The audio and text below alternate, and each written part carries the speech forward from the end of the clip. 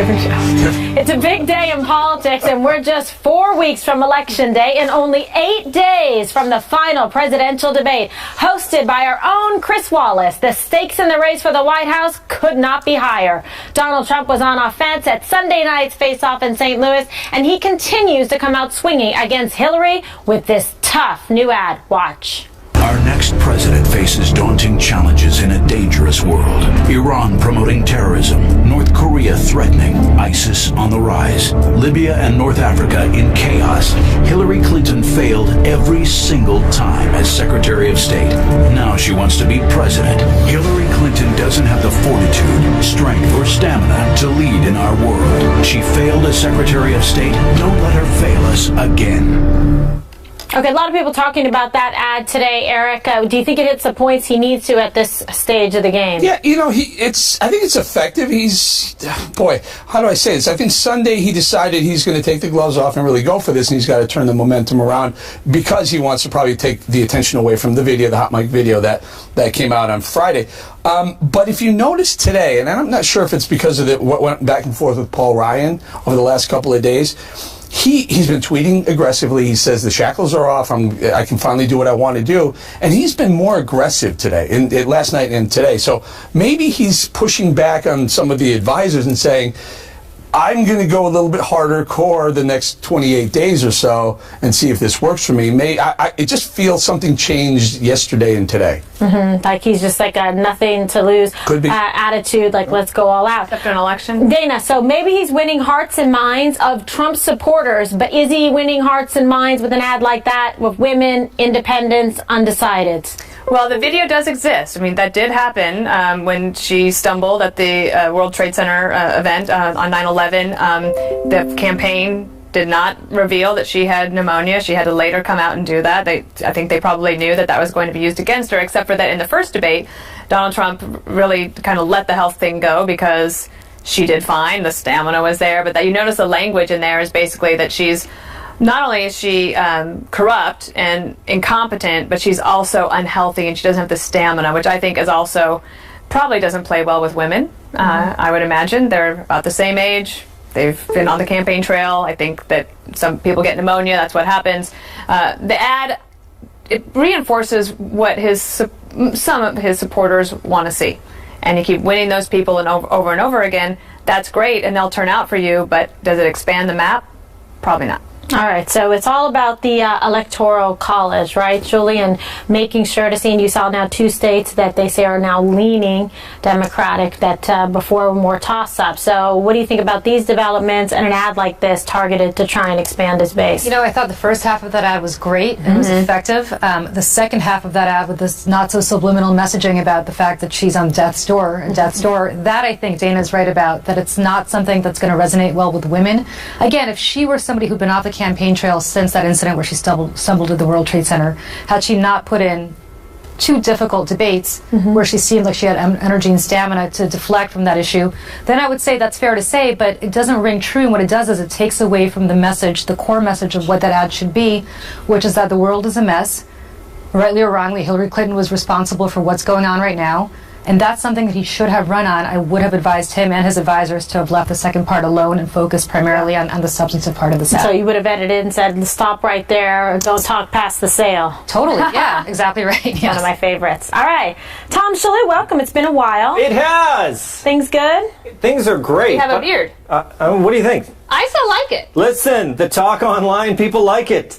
On Twitter, the talk on Twitter is they like it, so who knows? It's the rough side to the barbershop quartet. I am rough and I like this ad. Exactly. I think it's great. This is what political ads do. You take out an ad, you have your message, and then you show pictures of the candidate not looking their best. When do they show their opponent looking their best? They don't. It's when, why is it a women thing? You can't show Hillary not looking her best? Every time you run against someone, you show the candidate, you have all these guys looking haggard and terrible. That's what you do in a political ad. Exploit the weaknesses. Yes. So this is a political ad online, and if you notice, YouTube put a warning on the bottom of the ad. Amazing. Like, be careful before you resend this or send this along. As the ISIS part?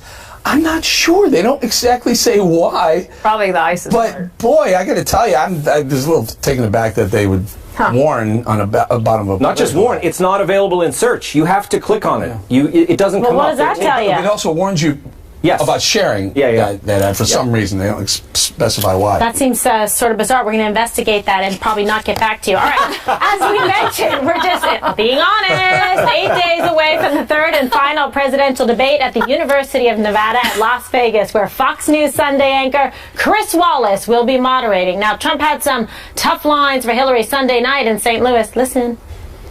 People have been... Their lives have been destroyed for doing 1/5 of what you've done, and it's a disgrace. And honestly, you ought to be ashamed of yourself. It's just awfully good that someone with the temperament of Donald Trump is not in charge of the law in our country. Yeah, because you'd be in jail. If he wants to start, he can start. Go ahead, Hillary. No, go ahead, Donald. No, I'm a gentleman, Hillary. Go ahead. Honest Abe never lied. That's the good thing. That's the big difference between Abraham Lincoln and you. We have a divided nation because people like her, and believe me, she has tremendous hate in her heart. And when she said deplorables, she meant it.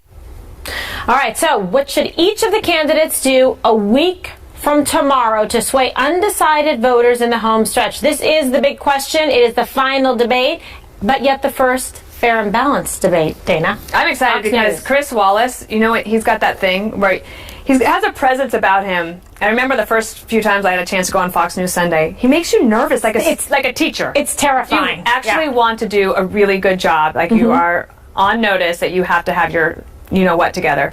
And he has that ability to sort of look over his glasses at you as if you better deliver something. There he is, right there. Looking at you now. So I'm looking forward to this. It feels like these have come sort of fast and furious. It was just a few days ago that we had the last debate. The thing is, I think Donald Trump did a lot better in the second debate than the first. I know his supporters loved it that he finally was taken to Hillary Clinton. And whether you care or not, the scientific polls that came out afterwards have him losing that debate. So if the question is, how does he expand to reach undecided voters? I don't know what he does, because at this point he has said he's unshackled. I don't know what that exactly means, but I think that means you're going to get the full Donald Trump on Wednesday night. I would not miss this debate. The full Monty. This could break a record. I mean, honestly, because what we've gone through, we had the first debate where Hillary won, the second debate where a lot of people say either one of them won. There was a Wall Street Journal poll, I think, that had just... It outlined post-debate. It had prior to the debate, the last couple of days, but also just post-debate. And the number was the same. They had Clinton leading by 7, which they had Clinton leading by 7 prior to the debate and all that stuff as well. The point is this. The third debate could be the final opportunity to make your final decision. You don't want to miss this. I didn't like Anderson Cooper and Martha Raddatz arguing and fact-checking and almost debating Donald Trump in debate number 2. I just didn't like it. It felt awkward to me. Chris Wallace has said he's not going to fact-check. He said he's going to let the other candidate fact-check the candidate who says something wrong. Yeah, do your homework that'll be fun to watch. Let them go at it. Let them fact-check. Let them argue who's right about whether the red line was drawn while she was Secretary of State, or how many barrels of oil that we still import or not, or some of the things that Donald said. Let them do it. I love that idea better. What's the record now? 100 million? What 100 million? We could break a record. Close to it. Yeah. You know what I think he needs to do? He needs to reshackle himself, because what he did right in the second debate, if he did anything right at all, was the second half was more substantive, and that's where I thought he did better. The first half, I know his base loved. I know when he started trotting out the women, the base loved it. Nobody else loved it. His Obamacare answer was great. But yes, that's what I'm talking about. When he was talking about substance, that's where I thought he did well. When he was talking about women and then your husband did worse and you're a liar and you've got hate in your heart, that kind of stuff, people don't like. His base loves it, but nobody else loves it. So if I were in his shoes, I would reshackle myself. I would get a hold of some policy briefings before this next debate. Of course it's not. Of course it's not. But that's what he should do. That sounds a little Pulp I'm not saying, 50 Shades of Grey, Julie. Well, what he's talking about is 50 Shades of Grey. I'm suggesting he put away the 50 Shades and maybe talk about things that real people care about, which is not 50 Shades, but more about how their lives are going to be improved under President Trump versus who Bill Clinton may or may not have slept with back in the 70s, 80s, and 90s. He's got a winning case to make, though, just on the issues alone. If people care about the economy, he is more trusted to be able to make advances and put the economy back on the right track. He can talk about Obamacare, like Dana said. Tom, he can talk about national security and the failed foreign policy of Barack Obama. Talk about immigration. Secretary he Clinton. owns her on immigration. Yeah. Just go there. That's what his supporters like, too, but he's got to start getting the lean towards me versus lean towards her. And it may be a head fake, this whole thing, the unshackled, he's putting it out there, he's got the tough ads, he may be setting it up. He likes to set things up and then go in another direction. Wait, are you saying there's a pivot coming? Because I've been waiting for this mythical pivot now for a year. Okay, this is it? This is the pivot? Well, look, that first debate was a little bit of a pivot. I thought he was too soft in the first debate. I think he was advised to not attack, and it didn't work for him. It's not his personality. So while we're entrenched in talking about every twist and turn of this campaign, a few days ago, we passed the budget. We passed a resolution that funds things like fully funds Planned Parenthood, fully funds the an expanded refugee program, fully funds sanctuary cities. We haven't talked about it here. We did not do one block on this show about that in 8 days. And this is an opportunity for Trump to say, you know what, while you're worrying about what I said on a bus, how about the money we just spent? We're spending trillions of dollars. We're throwing hundreds of billions of dollars at issues that the American voter probably doesn't want their taxpayer money spent on. He has such an opportunity. He's got to take it, though. Well, and also now he's been on sort of the debate elliptical, so he's got some practice in, Dana. I mean, he probably is feeling a little bit more comfortable, confident after his last performance going into this. I'm also curious, just given if the polls being what they are, going into that third debate, I mean, do you just go for it? Let it rip. Like at this point, just be himself, do whatever that he feels like he needs to do. I think he's no longer interested in winning this election. I think he's now interested in destroying the Republican Party and refashioning it in his own image, because his attacks on Paul Ryan and John McCain and so on and so forth, John Thune, all of these people, all it's doing 4 weeks out is splintering the Republican Party. Here's what you need to do. And if you think that he's going to lose the debate, or if he thinks he's going to lose the election, that brand, what's the Trump brand going to be on November 9th, right? So he's got 28 days to figure out what the November 9th is going to be for Trump, and I guess Hillary has to worry about it too. I guess that's just going to be going back to the Clinton Foundation, but what's Trump going to be, and is he going to risk what he sees as a celebrity brand, a valuable celebrity brand, by doing something like that? He's already done it. I'm not sure. Maybe you see, just envision it. I don't know what it's going to be. I have no idea what it's going to be, but certainly I would think that if the numbers are not looking good for him going into that debate, you'll see some sort of pivot towards what he wants to be post November 9th. Next on the 5, Dionne Warwick with the Psychic Friends Network. Just kidding. You may know. A programming note. Be sure, and I'm not kidding, to tune into Fox News next Wednesday for the first fair and balanced presidential debate moderated by our very own Chris Wallace. He's a winner for sure. Only here on Fox News. And coming up, the 90s are back as Hillary Clinton hits the trail with her old pal, Al Gore. Now, will the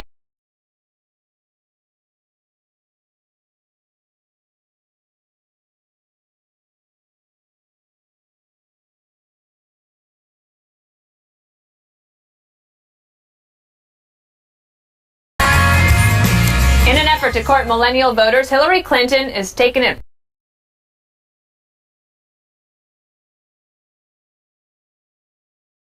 back 2 decades, hitting the trail in the battleground state of Florida with her old friend, Al Gore, to talk about an issue of concern to many young people. Here's my second message. Your vote really, really, really counts. You can consider me as an exhibit A of that truth. For those of you who are younger than 25, you might not remember the election of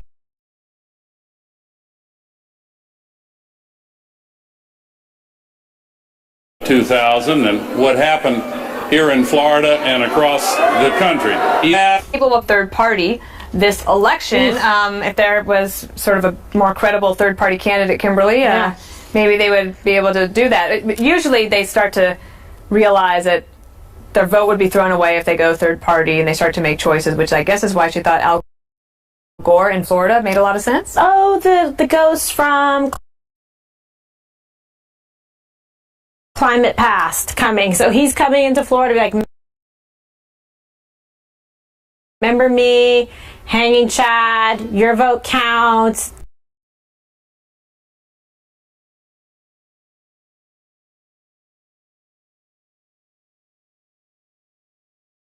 Don't mess it up again. Don't waste your vote. Don't go green. Don't go lib. Don't go word.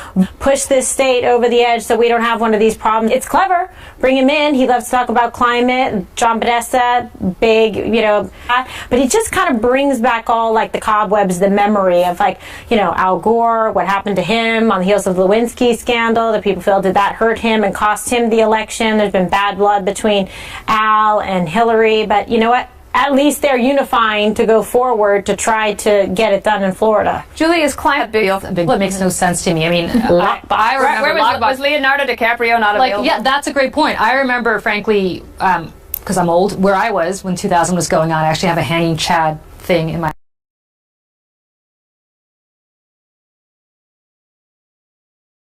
office, which makes me a complete relic. But nobody. I'm a total nerd. That's sexy. Let me tell you something. I'll try to come over and look at that hanging Chad thing anytime. But to her when we're going to talk about Ken Bone later, the guy that asked the question about energy. Ken Bone. But when she said she wanted to put the coal miners out of business, there are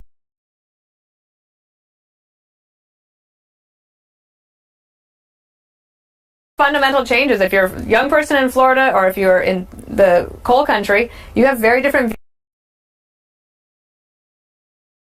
views of who should win this election. That resonates. And you should bring that up in the debate. I think this move, Hillary was, but it is important that she did have temperature issues. They have sea level issues. They have Zika. Zika. But they have this algae issue that no one really talks about. There's a massive algae situation. Algae. Yeah. Algae, ALGAE, if I'm not mistaken. We're so glad you're here. But the point is, it's smart to do because you hit on climate in Florida, and I get it. I'm just not sure that the inventor of the internet is the right guy to do it. Yeah, he did invent the internet. We do have to thank him for that. He did, and he is so exciting. I mean, I was yawning when he started. We were watching a clip, and I couldn't get through it.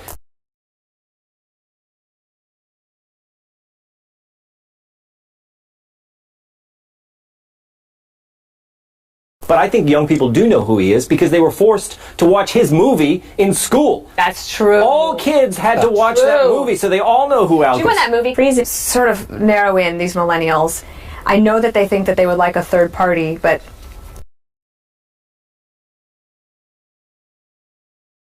at this point, do you think Gary Johnson isn't?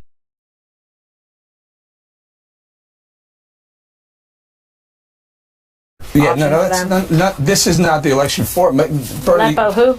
Bernie Sanders was the guy for the millennials. I mean, it's amazing the numbers that he was on, and it was freaking more. So that message was resonating. I can't imagine if they had a credible Bernie Sanders in the race.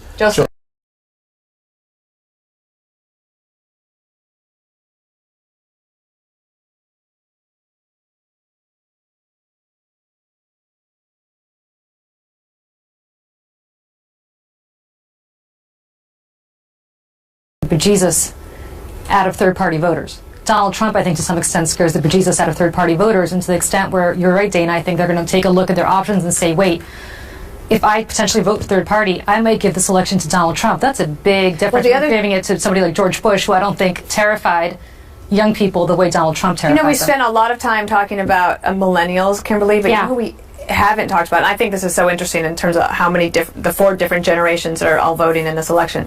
It's seniors. They're a much more reliable voting bloc than millennials. Millennials have said they're apathetic. They don't like either of the candidates.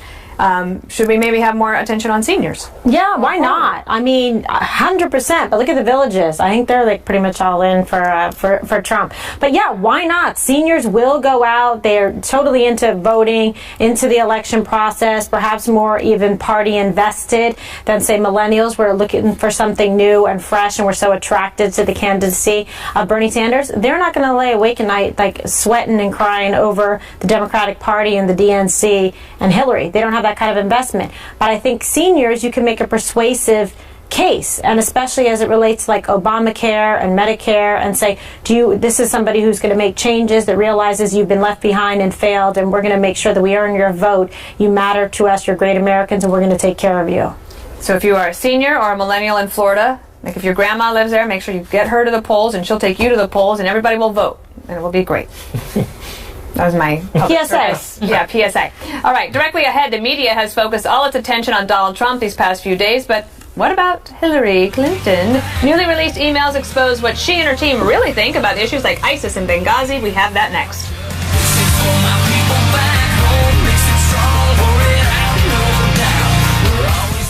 It all comes down to this. The final. For the past couple of weeks, the media has been focused mainly on old Donald Trump tapes from over a decade ago. But why haven't they been pushing more for answers from Hillary? Well, Democrat Senator Chris Coons is urging for the release of Clinton's paid Wall Street speeches. It seemed to me that it's in everyone's best interest for us to reach across the aisle, to engage those who feel they're on the outside, to build some confidence in, I think, the strongest candidate for president, Secretary Clinton, and to release things that are now only known in portion. Meanwhile, there are even more new Wikileaks revelations. In 2014, Hillary sent an email to her campaign chairman, John Podesta, saying Saudi Arabia and Qatar are funding ISIS. And the leaked emails also show Clinton's staff debated how much outrage she should show lawmakers over Benghazi at her 2015 Capitol Hill hearing, KG. We had lots. It's like 4,000 emails in the last couple of days. Yes. We keep finding new things. More just coming out now. Yeah, so you'll hear about it later. So what it is you've got to process this, because you have to make sure, you have to check. But what's very interesting to me is it seems that they're very worried about something big or significant dropping, because from the beginning they've been putting forward the narrative that perhaps this is something that was subject to like a Russian hack, that you can't trust the WikiLeaks documents because maybe they've been doctored, because WikiLeaks, like they said, is an agent of the Russians trying to put this stuff forward to do in Hillary Clinton. So they're saying no matter what comes out, distrust it, because they're probably worried that something more significant than we already know could be released. Dana, right now is Podesta going, oh my God, what did I write? What did I send to who? Is he like going through everything he ever sent in his mind? He strikes probably me, I don't know him very well. He strikes me as a pretty calm character, so I think that he's probably letting this ride. I do think it's important to provide some context, though, because she did say that she thinks that Qatar and Saudi Arabia are involved, but what the full quote is, while this paramilitary operation is moving forward, we need to use our diplomatic and more traditional intelligence assets to bring pressure on the governments of them, because to me that sounds very clear-eyed and level-headed. I don't know why they're talking about this on a non-secure email. Mm-hmm. It seems to me fairly significant, but I think that what she said there is not... You don't think it's earth-shattering? I don't think it makes her look bad. She's being relatively smart about addressing the issue. Contemplative. Julie, one of the things that I saw, and I'm trying to figure, I think this is a big deal, and I'm not sure why they're not blowing this up a little bit more, was Hillary Clinton's reluctance to talk about reinstating Glass-Steagall. Glass-Steagall years ago was there. It was basically a Chinese wall between the investment bank and the depositors' money. Bill Clinton lifted that wall and let both banks become too big to fail. Now, her advisors were suggesting, let's get Glass-Steagall put in so that we push back on Elizabeth Warren's issues and Bernie Sanders' issues, and she was reluctant to do it. Why do you I think there's an opening there for Trump to say, hey, she's been on both sides of the Glass-Steagall wall, and she's been on both sides of TPP wall. Is this who you want to be president? Well, he can certainly say it. I mean, the problem for him is he in favor of reinstating Glass-Steagall? I don't know that he is, or whether he's even aware what Glass-Steagall is. Look, here's the problem with what has come out with these WikiLeaks so far. The most important thing to me is you have people talking about, as Dana said, policy issues, which is not earth-shattering, talking about how she's going to address the Benghazi committee, which is basically prep for a committee hearing, also not shattering. And I think if you were to hack the emails of anybody in that situation, you would find very similar content. So all of this stuff that's supposed to be very earth-shattering and explosive in reality is nothing more than what any politician would have as trying to assess their own vulnerabilities, the vulnerabilities in Bernie Sanders' case of their opponent, trying to figure out the best way to exploit it and the best way to mitigate against your own vulnerabilities.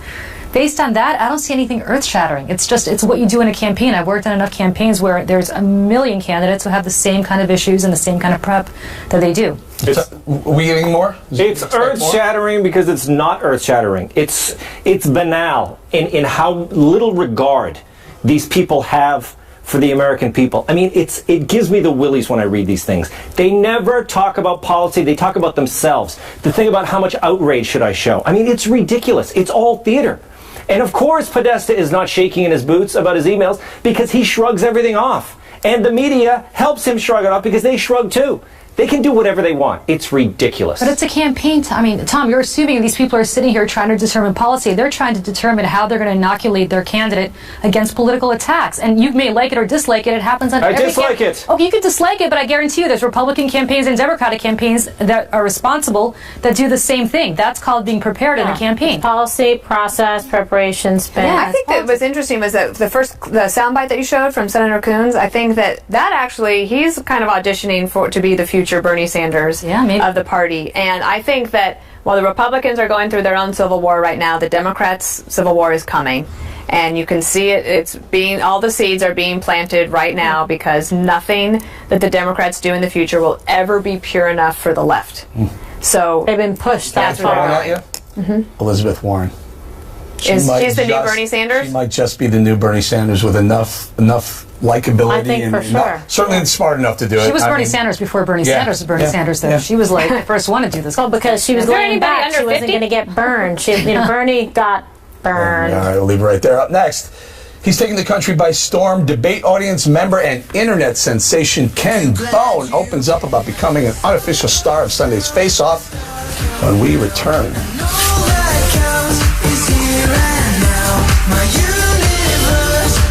Not allowed to have any electronic devices with us, and we were sequestered at the debate venue from about 8 a.m. until the debate was over at 10. When I turned my phone back on, when I got back to my car at about 10:30 Central, I had thousands of notifications and Twitter friend requests and Facebook friend requests. I'm just really glad that I have a small platform to encourage people to spark the debate on energy and to get out and vote. Make no bones about it. I did not write that. Ken Bone has emerged as the unofficial star of Sunday's debate, setting the internet on fire with his bright red sweater, much like I'm wearing in honor of him today. The undecided voter has won over America's heart, revealing why he made his now famous fashion choice for the big event. I had this really nice suit that my grandfather really liked before he passed away, and so I thought, I'm going to be on national TV. I'm going to wear Grandpa's favorite suit of mine. But apparently, since Grandpa passed away, I've gotten a little more fat than I used to be. And when I got into my car, I tore the pants open. You ripped the seat? And they are destroyed. Wow. Yeah, I ripped the seat right out of the pants and had to switch to emergency plan B. After the debate, Bone says he's become more undecided than ever. Oh, dear. I am racking my brain here trying to think of something to ask about this. Well, I think that it's really interesting that people were looking for anything in that debate that would be positive that they could grab onto, and it happened to be Ken Bone, and he didn't expect to be this internet star, and he's just so honest.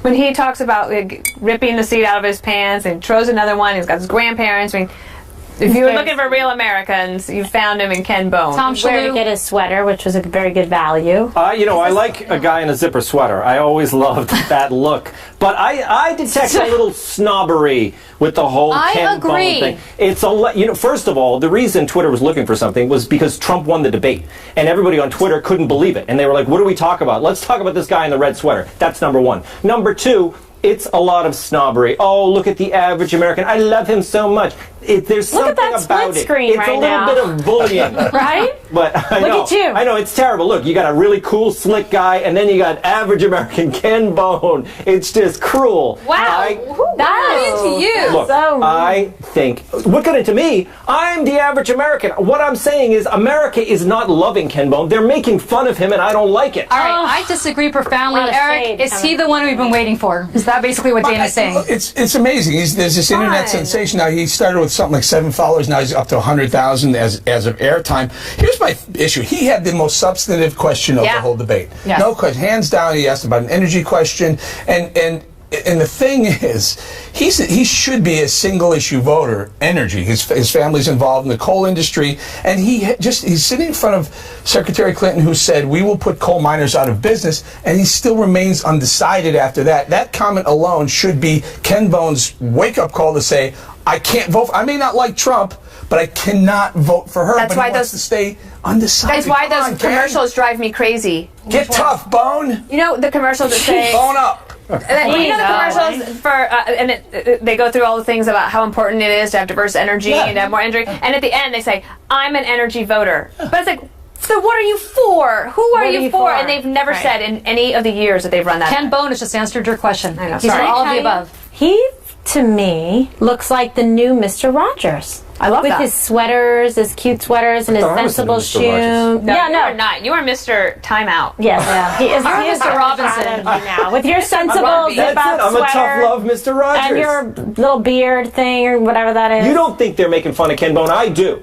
No, I think people think he's cute and charming. I actually agree with you. I think there's a lot of New York media condescension about Ken Bone. Everybody's sitting around, oh, isn't he so cute and adorable? He's not like us. He's, I agree. There's a little bit of Ken, no one's making fun of you. Not at this table. I'm not. Not at this table, but I agree. I just want Bone to make a decision. Is Ken married? Are you looking? No, I'm not interested in being Mrs. Bone, but I mean, in a nice way. Jeez. Ken Bone. Directly ahead, Donald Trump shares the campaign stage with a much younger version of himself, so I had toddler Trump handle the spotlight, breathlessly waiting with anticipation to find out next.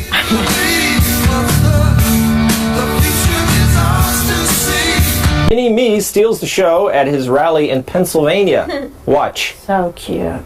Now, he's supposed to look like Donald Trump, but he's actually much too good looking. You are really handsome. Where's your daddy? And your mommy, right? Do you want to go back? Do you want to go back to them, or do you want to stay with Donald Trump? Trump. Oh my God. You can't script that. It's fantastic. So cute. And check out how Dutch TV interpreted Sunday's debate, inspired by a hit song from the movie Dirty Dancing. It didn't edit that at all either. It was synced up perfectly. Perfect. Yeah, it's amazing. Julie, Yes. every time I hear that song, You I want to want go to Julie? No, I want to go on an all-expense vacation when I hear that song. To where Baby and Johnny met in the that Catskills? They use that song. I think of the beach. At Kellerman's? Yeah, but okay, that was fun. What about Little Trump, though? He's so adorable. Yeah, I mean, he shouldn't. I think he should. Little Trump, he's going to this take a him. Friday Can you get show? him tickets to the debate? Put him in the front row. Well, How do you attack Trump with Little Trump sitting there? Yes, exactly. Put Little Trump next to all the women that he accused Bill Clinton of having affairs and sexually assaulting. I'm sure Little Trump. I don't think they're going to come back for the third debate. I don't know about But that was really cute, and also you can't script a moment like that. So Donald Trump, I'd show a lot more of that on the. Well, he looked so nice Cute. and friendly, and you know what it made me think of? Because he's a grandpa to all his grandkids, and they always play in his office. Even Hillary Clinton said he's a good dad. Yeah. Yeah. So I mean, that's a super charming, cute little photo. And KG, as a lawyer, I wouldn't have asked that question. It's He was legal. set up for a fail, though. He said, Right. do you want to go back to your parents or do you want to stay with Donald Trump? I mean, that's a risky question to ask a kid. What if he said, I want to, Well, it's not going to be legally binding if that's what you mean, KG, as a lawyer. Like, Trump doesn't get to keep baby Trump. Is that what you're saying? I'm saying he's a risk taker.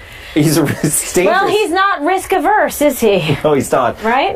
What do you think? Part of the deal. Eric, what do you think? I'm just enjoying watching you come up with questions about Little Trump. Oh, this is what I do. This is what I do on Red Eye all the time. We don't talk about serious How about stuff. Trump puts He's got similar hair. Ken Bone and Little Trump in his VIP box for the next debate. That'll fun, right? Why not?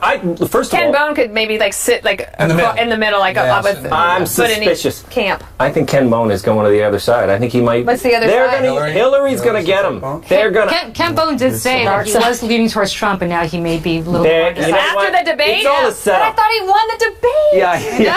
Yeah, but they're going to pull him over. I think Ken Bone is. There's something nefarious is going on. Stop being so I down. hate to be a party pooper for Bone, but he's got about 15 more minutes of fame. He's got like 50. Live it up, Ken Bone. That's what we all thought when we got on TV, and look, we're still here. Deboned. Well, I think that Trump needs to. I think he's going to cut an ad with Mini Trump. Yes. Forget the attack. Millennials. Has Trump done any positive ads for? I mean, I see all the attack ads. We need to see the lighter side of Trump. I think some of the PACs have done. I think The Apprentice was his positive ad. The thing is, his strength is his rallies. He's out there. If you watch the rallies, they're amazing, and it makes you. It kind of show them in the ads. Yeah, the enthusiasm. I don't see the rallies in the ads. Why don't we see them? I think that you are about to be a campaign staffer. Like, you can see, like, the next career move. You're the new guy. I could give advice to those guys. I don't know. Cuyahoga County, Ohio, here you come. You could write some jokes for them. Is Facebook Friday next? No. No, it's only Tuesday. One more thing is up next. You may have seen this on the channel earlier, but it was incredibly heartwarming. It's another tribute to the men and women out there in blue that serve and dedicate and put it on the line all the day. And this case was a case of saving a child's life, and it's very sweet. Last month, 25-year police veteran Lieutenant Kenneth Knox got a surprise of a lifetime when he answered a call for a choking child. And you see the picture of her right there. When he arrived, he said that the little 2-month-old girl, Mayavi Param, was turning blue and fading fast, even after her parents had tried giving her CPR. So good for them, because everyone should know that. He performed reverse CPR and was able to get a piece of cereal out of her throat. Wow. Story doesn't end there. Earlier this month, the parents of the little baby girl asked Lieutenant Knox to be her godfather. How amazing is that?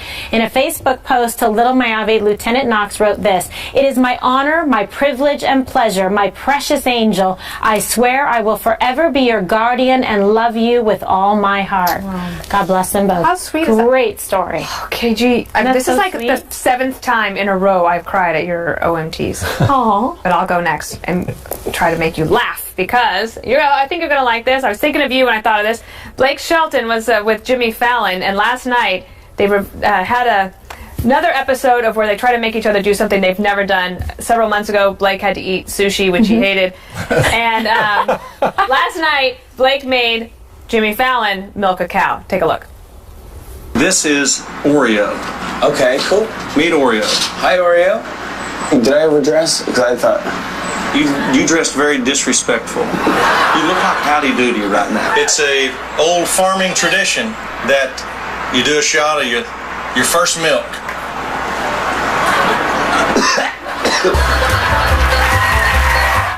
I love that when he's doing it over his shoulder. Did no, you? I don't think so. Did I do of the goat milk? You milked the goat. I did. Did you take a so shot? well. Nobody. Remember that little girl Charity? She was the one helping you. She taught me, and I mean now I feel like I'm recession proof, because there ain't a goat I can't milk. You're gonna have to do it again and take a shot of the milk. Funny time. Okay. It's good. Is that a real tradition? Do you really? No, I think he Oh, was. you made I that think up? he was giving him a hard time. I've never heard that. Tradition. You ought to drink the milk if you're going to milk the cow. So if you do like a milk a goat, you drink the goat of the milk and then chase it with the If you milk it, you got to drink it. That's my rule. I love goat milk. I'll drink it next time you milk it. Wow. I'll drink it. Okay, so I have a customer. I'm telling you, I'm here for you, KG. Don't talk past the sale. What a team. Yeah, exactly. It's your turn. Yeah. This is my turn. Yeah. So we did the whiteboard on the Senate. We talked about what the Republicans need to do to keep the Senate. Personally, I think it's still a Republican Senate. House is going to be real tough for the Democrats to flip. But what about the gubernatorial races? There are 12 gubernatorial races. Right now, the governor's houses across the country are 31 Republican, 18 Democrats, 1 independent. There are 12 up for election in 2016, November, same day, November 8th. Right now, it looks like, by the way, 4 of those are Republican, 8 of them are Democrat. And it looks like they're going to continue to hold, but a couple of key races. Keep your eye on Indiana, where Mike Pence was, North Carolina, New Hampshire. That's 2 Republicans and 1 Dem. It would take a lot. It would take almost a clean sweep to switch the country from a gubernatorial Republican to Democrat. Are those the 18 states that aren't doing so good, too? Have some problems. Could be. Some issues. We'll look into that. We'll look into that. We'll get back to you. Right back to you. Or we won't. Never. Who's next? Is it me? It's you. Okay, this clown thing has gotten out of hand. Everybody's scared of clowns now. Yeah. And the Halloween stores are taking the clown masks out of the stores. What? Yes, people are freaked out by them, and the stores are now nervous because they think they're going to contribute to some accident or something like that. It's mass hysteria. crazy. It is crazy, isn't it, Dana? Yeah, I No, would it's a agree with great you for idea. once. Wait. can't stand clowns. No, clowns are the worst. But they're running like the free around, they're going market. and like with knives and carrying weapons. You can't like terrorize people and go like this. Isn't the whole point of Halloween that you're supposed to like be scared of things? You're welcome, Julie, Tom. we keep agreeing today. I know. Welcome to the liberal side. I'm so proud of you. Look, Halloween it features murder and mayhem. I mean, you have masks like. Don't let Mr. Roger Shalhoub eat up your time. You gotta go. Okay. All right. Well, I'm only here to say I haven't gotten enough hate mail today, so I want to wish Bill and Hillary Clinton a very, very, very happy 41st anniversary. Wow. I should have taken more time. I anticipate your tweets telling me exactly how much you appreciate what I just said and how much you wish them well as well. The former president wished her a happy anniversary by saying 41 years ago, I married my best friend and the finest changemaker I've ever known. Wow. And yes, I'm still in awe of her. She did not respond. Gosh. Wow. Such a DVR.